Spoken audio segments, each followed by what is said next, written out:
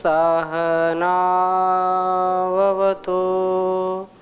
सहनौ भुनक्तु सह वीर्यं करवावहै तेजस्विनावधीतमस्तु मा विद्विषावहै।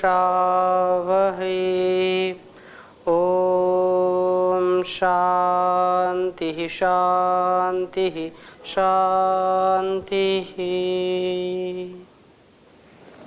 वैदिक जीवन पद्धति की इस कक्षा में आप सबका पुनः हार्दिक स्वागत है, अभिनंदन है। ऋग्वेद के प्रथम मंडल के हम 23वें सूक्त के कुछ मंत्रों का स्वाध्याय किया था। आज पुनः आगे और चर्चा करेंगे। इस वेद विद्या को जान करके समझ करके हमारे अंदर जो सात्विक दिव्यता, सात्विक जो विचारधारा, सात्विक कर्तव्य, सात्विक कर्म को करने की जो प्रेरणा हमको मिल रही है, निसंदेह वह सर्वोपरि है। यह ज्ञान अमृत के समान है और इसका जो भी आचरण करता है जीवन में, वैसे तो जीवन में सब चाहते हैं कि कुछ शॉर्टकट मिले, बहुत कम पुरुषार्थ करना पड़े और बहुत बड़ा उससे हमको लाभ मिले, ऐसा सब चाहते हैं। परंतु किसी भी क्षेत्र में, किसी भी विद्या में जब तक हम पूरा पुरुषार्थ नहीं करते हैं, जब तक हम पूरे परिश्रम के साथ, पूरे यत्न के साथ, पूरी संलग्नता, पूरी जो है समर्पण की भावना से नहीं लगते हैं, तब तक उसका लाभ नहीं मिल पाता है। और जो कार्य हो सकता है किसी कार्य में बहुत ही कम समय में उपलब्धता, सफलता मिल जाए, तो उसमें हमारा प्रारब्ध भी होता है, हमारे संयोग में भी ऐसी कभी बातें घटित होती हैं कि एक बार किसी शब्द को सुना और उससे हमने ज्ञान प्राप्त कर लिया। तो ये हमारी एकाग्रता के ऊपर भी निर्भर करता है तथा हम कितना उस पर चिंतन करते हैं, कितना उसको जी पाते हैं, इसके ऊपर भी ये बात निर्भर करती है। कोई व्यक्ति प्रतिदिन वेद मंत्र पढ़ता है, सुनता है, समझता है, लेकिन उसको आचरण में नहीं उतारता है, उस पर चिंतन नहीं करता है, आत्मनिरीक्षण नहीं करता है। जैसे हमने पीछे वेद मंत्रों को पढ़ा था विष्णु सूक्त में, तो जब तक विचार हमारे एक समान नहीं होंगे या जब तक हम आत्मनिरीक्षण नहीं करेंगे कि क्या हमने पढ़ा है, क्या सुना है और क्या बताया गया है, उसका निर्णय, उसके प्रति संकल्प की भावना जब तक नहीं आएगी, तब तक हमारा कभी भी कल्याण नहीं हो सकता है। हाँ, कल्याण होगा जितने जितने अंश में हम जिस क्षेत्र में, जिस कार्य में, जिस विचारधारा में अपने को आगे बढ़ाने का प्रयास करेंगे, वो तो निश्चित रूप से आगे हमको मिलेगा। कोई व्यक्ति दौड़ करके जाता है तो जल्दी पहुंचेगा, कोई मध्यम गति से जाता है तो मध्यम समय में पहुंचेगा, कोई बिल्कुल मंद गति से जाता है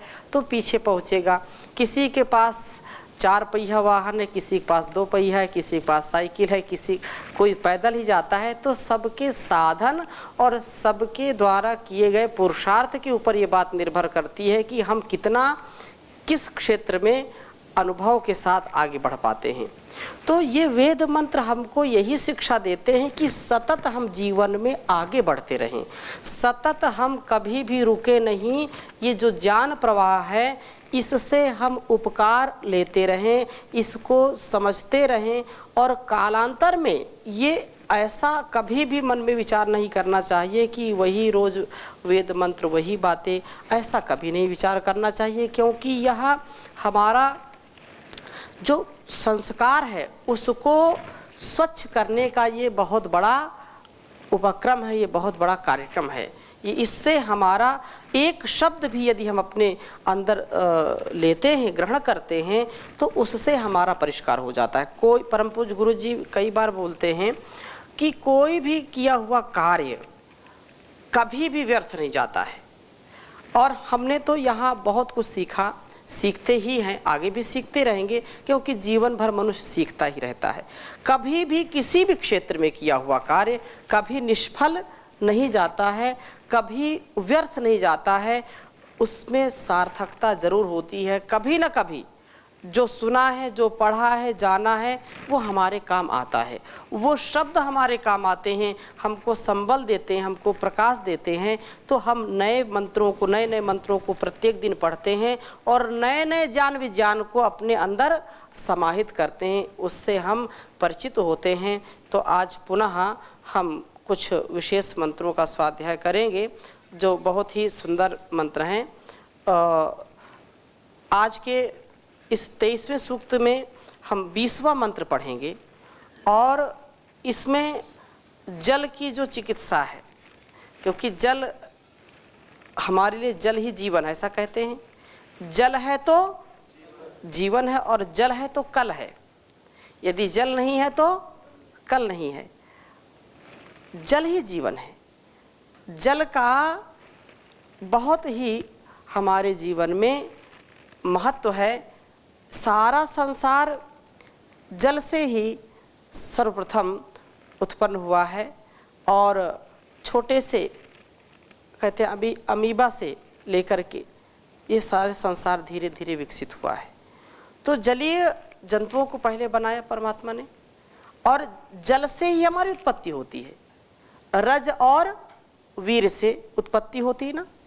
तो जलीय जीवन, जल से ही जीवन है और बिना जल के हमारे शरीर में भी सामर्थ्य नहीं आ सकता। आंखें हमारी चलती हैं, पुतलियां चलती हैं और जब ये सूख जाती हैं, जलीय तत्व समाप्त हो जाता है तो ये पथरा जाती हैं, बहुत समस्या आ जाती हैं। जीभ हमारी यदि सूख जाए, जलीय तत्व समाप्त हो जाए तो कितना जो है हानिकारक। ऐसे हमारे शरीर में, पेट में जल की कमी हो जाए, हमारे शरीर में जल की कमी हो जाए तो अनेक प्रकार की बीमारियां हो जाती हैं। तो मतलब ऐसे तो परमात्मा का जो कुछ भी बनाया हुआ है, पंच महातत्व जो हैं वो बड़े महत्व के हैं। उनमें जल है, अग्नि है, वायु है। तो वायु तो और उससे भी बढ़ कर के है, उसके विषय में भी चर्चा आएगी। तो यह भेषज है।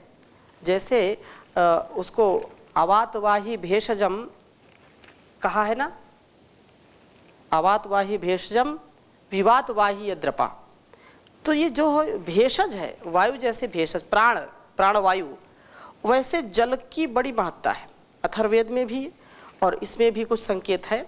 तो और भी कुछ मंत्र हैं, परंतु मैं जो अत्यंत महत्वपूर्ण हैं उनको आपके सामने मैं रखता हूँ।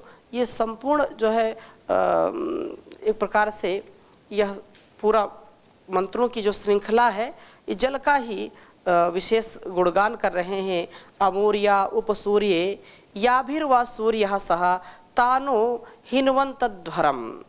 ये 17वां मंत्र है इसमें कहा और 16वें मंत्र में कहा उन्नति माधुर्यम। अम्बयोः अन्त्यध्वभिर्जामयोः अध्वरीयताम प्रिंचतीर्मधुना पयः। कहा कि यज्ञशील पुरुष और जो भी माताएं बहनें हैं वो सुमार्ग में चलते हैं और अपनी उन्नति को माधुर्य से जोड़े रखने वाली हैं। इसके लिए वह यव, मधु, दूध आदि सात्विक पदार्थ होते हैं उनके लिए, जो सात्विकता के साथ जीवन को जीते हैं। और सूर्य किरणों वाले जल की बात कही है कि अमूर्या उपसूर्ये याभिर्वा सूर्यः सह तानो हिन्वन्तध्वरम्। कि जलों का उल्लेख करते हुए कहते हैं कि ताह वे जल न हमारे अध्वरम, इस हिंसा शून्य जीवन यज्ञ को हिन्वन्तु बढ़ाने वाले हूँ। याह अमूह, मैं इसको भी ले लेता हूँ, बहुत ही सुंदर मंत्र है। और इसके बाद फिर जो है इसकी एक बार व्याख्या कर देता हूँ आपके समक्ष। ताह वे जल न हमारे अध्वरम, इस हिंसा शून्य जीवन यज्ञ को हिन्वन्तु अर्थात बढ़ाने वाले हूँ। याह अमूह, जो वे जल उपसूर्या हमारे सूर्य के समीप हैं, वा या भी सह, जिनके साथ सूर्य है, अर्थात वे जल हमें प्राप्त हो जो सूर्य किरणों के संपर्क में रहते हैं। ये जो वर्षा का जल होता है औषधि का काम करता है। वर्षा का जल किसके काम आता है? बिल्कुल औषधि के काम करता है। और ऐसे जल में प्राणदायी तत्व की अधिकता का होना स्वाभाविक है। उपसूर्य शब्द मेघ के जलों की ओर भी निर्देश करता है। सूर्य किरणों द्वारा अंतरिक्ष पहुंचकर जो जल बरसते हैं वे मेघ जल अमृत कहलाते हैं। ये हमारे जीवनों को बिल्कुल निरोगी बनाते हैं, रोग रहित कर देते हैं, अतः अमृत के समान ये कहलाते हैं। ये जल हमें प्राप्त होंगे तो इन सात्विक जलों के सेवन से हमारी वृत्ति भी सात्विक बनेगी और हमारा जीवन सचमुच अध्वर हो जाएगा। हम सूर्य किरणों के संपर्क वाले सात्विक जलों के प्रयोग से हिंसा शून्य जीवन वाले यज्ञशील बने। जब हम सूर्य को जल से अर्घ देते हैं, जल देते हैं तो ऐसे देते हैं ऊपर उठा करके। इससे क्या है कि सूर्य और हमारे शरीर के बीच में जब जल आता है तो उस जल का विशेष प्रभाव होता है हमारे शरीर पर। सूर्य की किरणें उस जल पर पड़ती हैं और जल से फिर हमारे शरीर पर पड़ती हैं।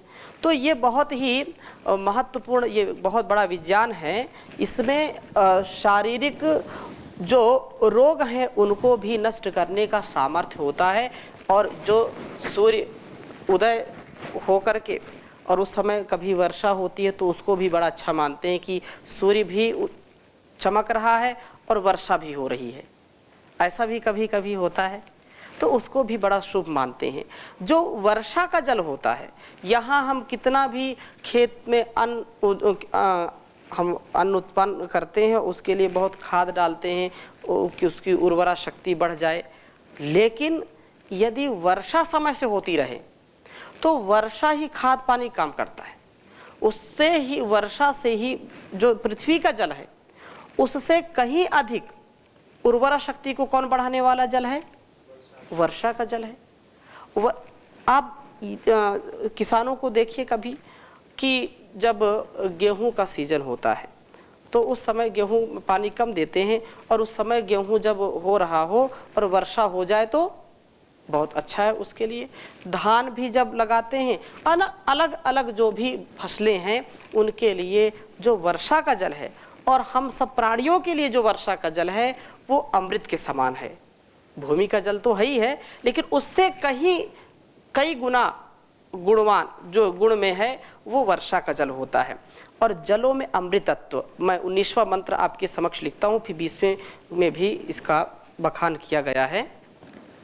और इसको हमारे जो भारतीय परंपरा है, ऋषियों की जो परंपरा है, जल के अनेक नाम हैं, जल के 100 नाम से भी शायद अधिक हैं।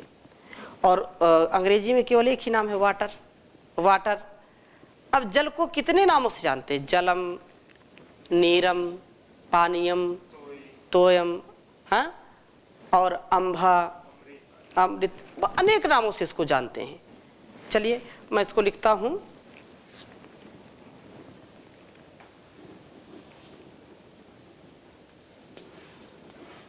ओम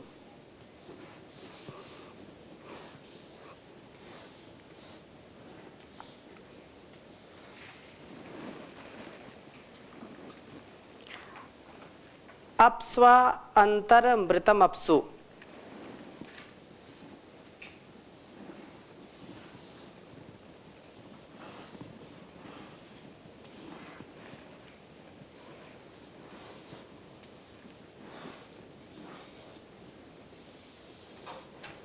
ओम अप्स्व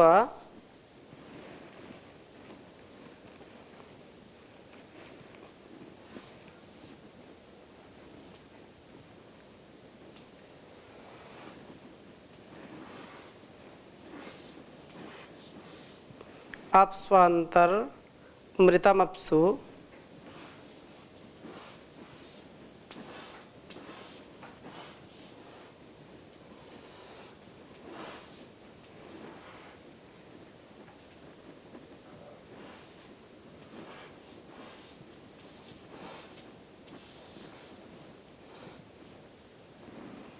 मृतमप्सु भेषजम अपामुता।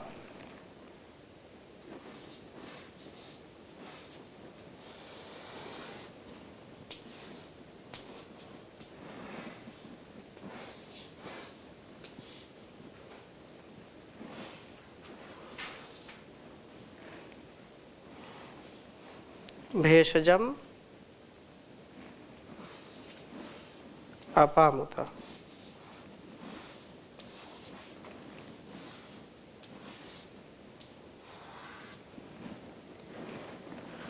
भेषजम अपामुत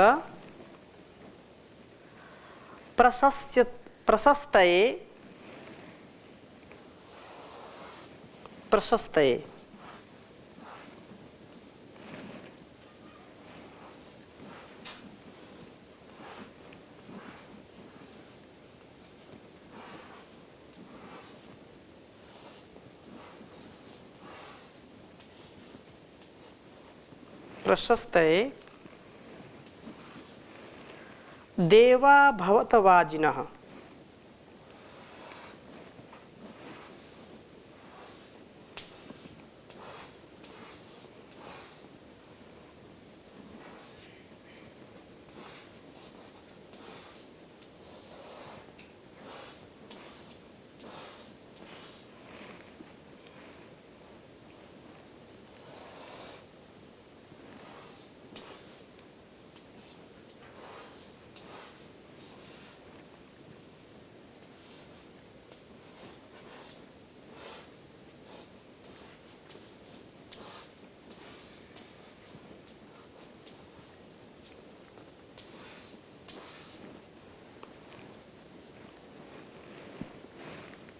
उच्चारण करेंगे।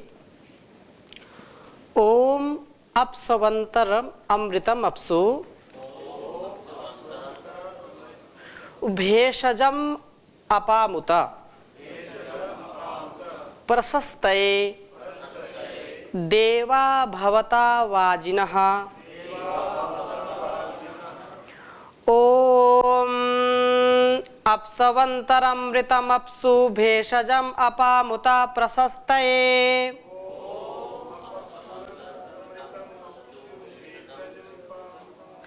देवा भवतवाजिनः। ओम अपस्वंतरमृतमप्सु भेषजम अपामुत प्रशस्तये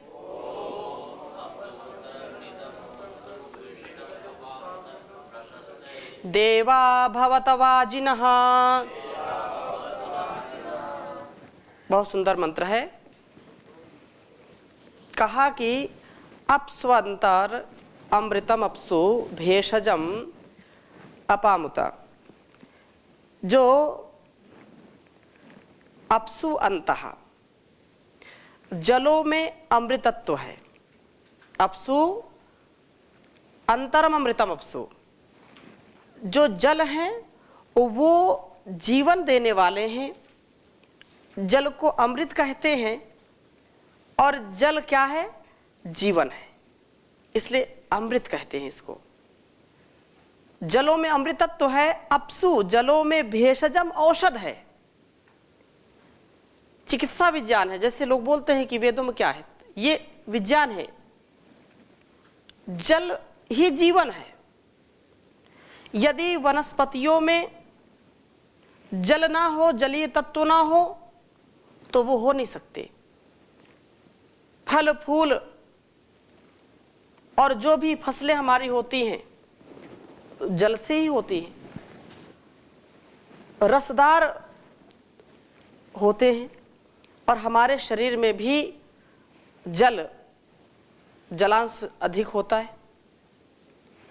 कितने प्रतिशत होता है डॉक्टर साहब जल? 80% जल। 70, कोई 80, कोई 70 बोलता है। और जल की विशेष महिमा है। हमारे जयशंकर जी तो जल की महिमा गाते रहते हैं। हाँ,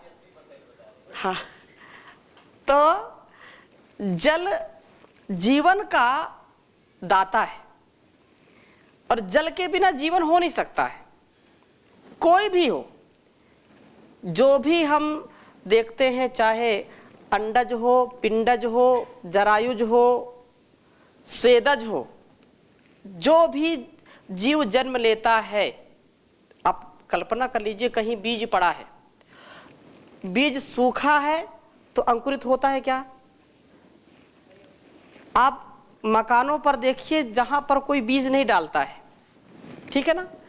और चिड़िया कभी खाती हैं पीपल गूलर के फल खाते हैं और वही बीड कर देते हैं, वो पड़ा रहता है।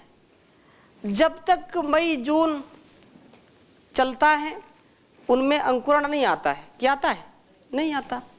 और जैसे वर्षा आती है मिट्टी के कण भी होते हैं और वो अपना जैसे जल मिला अंकुरण उसने शुरू कर दिया और धीरे धीरे वृक्ष का रूप ले लेता है। जहां पर वो बड़े पहाड़ों पर देखिए पत्थरों के बीच से भी बड़े बड़े वृक्ष निकल आते हैं, पत्थरों को तोड़ करके उद्भिज। और जो जल में तो रहते ही हैं, स्वेदज जो पसीने से होते हैं। तो जहां भी जीव है वहां पर जल जरूर होगा। माता पिता के संयोग से रज और वीर से संतानों का जन्म होता है। जो अंडज है अंडे में भी जलीय तत्व सबसे ज्यादा होता है। इस प्रकार से ये जो है जीवन देने वाला है। और जलों क्या है? अपसु जलों में सप्तमी भक्ति है, सब में है सप्तमी। अपसु अंतः अमृतम, अपसु जलों में भेषजम औषध है। जलों में ठीक जो है यदि हम जलों का ठीक प्रयोग करते हैं तो यह हमारे लिए कल्याणकारी होता है। अति तो सर्वत्र वर्जयेत। अति यदि हमने की मति पूर्वक नहीं की तो क्षति हो जाएगी। अति नहीं होनी चाहिए, परंतु ठीक सम्यक प्रकार से जल का प्रयोग करने से व्यक्ति दीर्घजीवी होता है, 100 वर्ष तक जीने वाला बनता है। आज का जो मनुष्य है वो अक्सर डॉक्टर के पास जाते हैं, बीमारियां जब हो जाती हैं तो बोलते हैं कि पानी आप नहीं पीते। और आजकल की आपाधापी में इस बात सत्य है कि लोग ज़्यादा जो जिस मात्रा में पानी पीना चाहिए वो पानी पी नहीं पाते। क्यों? समय नहीं है, उनको समय नहीं है। ऑफिस में जाना है, कार्य करना है, भागदौड़ करनी है, समय उनको पानी पीने का नहीं रहता। और इसलिए रोग ज़्यादा हो जाते हैं। चर्म रोग होते हैं, पेट के रोग होते हैं, आँखों के रोग होते हैं, पथरी होती है, कितनी कितनी समस्याएं हो जाती हैं। तो यह जो है व्यक्ति जब रोगों से ग्रस्त हो जाता तो कैसे 100 वर्ष तक जिएगा। आज से यदि हम 20-25 वर्ष पहले की बात करें तो बहुत कम लोग ऐसे होते होंगे कि जिनको पथरी की शिकायत रहती हो, नहीं तो कभी होती नहीं पथरी। क्यों? क्योंकि पानी पर्याप्त मात्रा में पीते थे, ऐसा उनका आहार विहार होता था। किसानों को भी देखिए तो भी पानी का विशेष वो ध्यान रखते थे। गांव में भी पानी विशेष रूप से आप पानी पीना ही, ऐसे पदार्थों का सेवन करते थे, प्यास लगती थी, परिश्रम करते थे। अब ऐसे आहार हो गए, ऐसे विहार हो गया कि पानी कम पीते हैं और शुद्ध पानी नहीं है। और या तो इतना शुद्ध पिएंगे कि उसमें जो तत्व चाहिए वो तत्व की कमी हो जाती है। ये भी समस्या है। पहले बिल्कुल स्वच्छ मीठा जल पीते थे, धरती से निकला और उसको सीधा पीते थे। लेकिन अब धरती को भी लोगों ने दूषित कर दिया है, जहर बिल्कुल उसमें डाल दिया है, तो वो भी पानी की अशुद्धता के कारण भी बहुत रोग हो जाते हैं।